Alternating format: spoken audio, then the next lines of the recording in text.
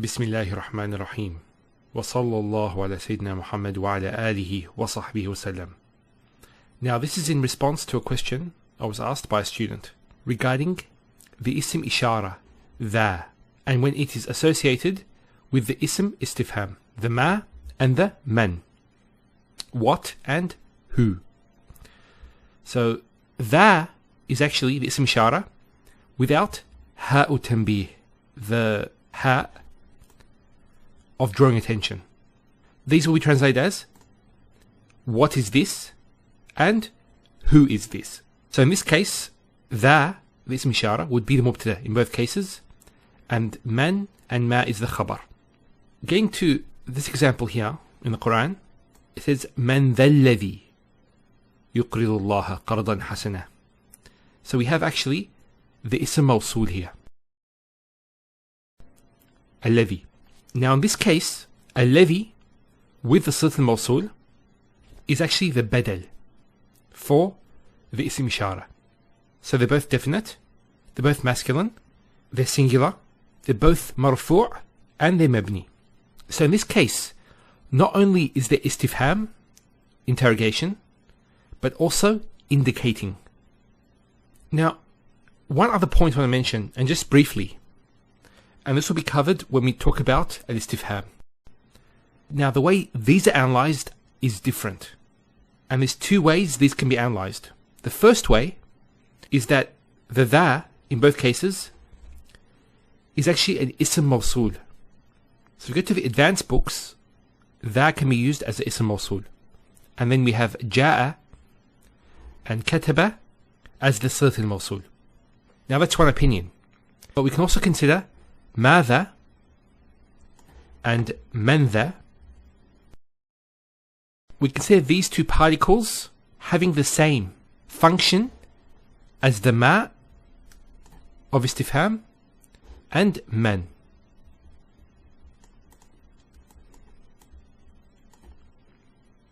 So without the dha.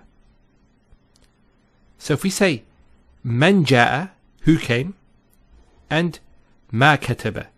Now when we add the dha to it and say madha kataba and man dha ja'a, there's actually more emphasis in the question that you're asking. Now to demonstrate this, I want to show you two sections in the Quran to highlight this. There was one person who asked me, what is the difference between saying madha fa'ala and ma fa'ala? Or in this case, ma kataba or madha kataba. They're both translated as what has he written? So let's get to the ayat and see. Now both ayat deal with the story of Ibrahim alayhi salam, when he actually addresses his people. And what I want to highlight is actually the context and the way Ibrahim alayhi salam is speaking to his people and their responses. He says, first of all, إِذْ قَالَ لِأَبِيهِ وَقَوْمِهِ ما تعبدون. So here just ma. What do you worship? And then they respond, they said, we worship idols and remain to them devoted. Then he responds and says, he says, do they hear when you supplicate, or do they benefit you, or do they harm? This conversation actually was in the initial stages when actually Ibrahim a.s. questioned his people.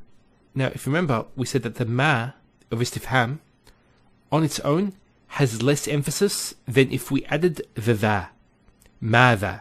And actually in the next ayah, madha is used, and in the same story. But the situation is different. Let's have a look at this. It says, وَإِذْ قَالَ لِأَبِيهِ وَقَوْمِهِ مَاذَا تَعْبُدُونَ. And when he said to his father and his people, what do you worship? So it's exactly the same way it's been translated. So this particle here cannot actually be translated into the English, and they couldn't get it in the translation. But anyway, getting back here, and then what happens actually is Ibrahim continues.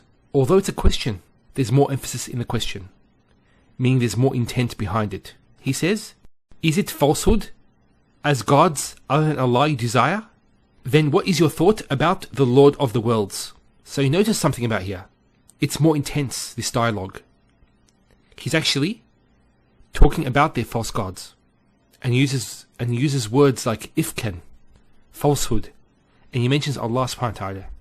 And in this section of the Quran actually, he mentions him when his people leave the temple, he actually breaks the idols. And then what they do is they retaliate by trying to burn him in a fire. So it's very intense, this situation there. So in this case, ماذا تعبدون has intent in it to expose their falsehood. And because of this, here, when he actually asks them, what do you worship? He knows what they worship, but it's to expose their lies. So here, ماذا was used in asking the question. That's just briefly about that, but inshallah we'll cover all this and the different particles and the asma of interrogation in a lot of detail, inshallah, later on.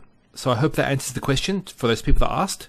وصلى الله على محمد وعلى آله وصحبه وسلم والحمد لله رب العالمين.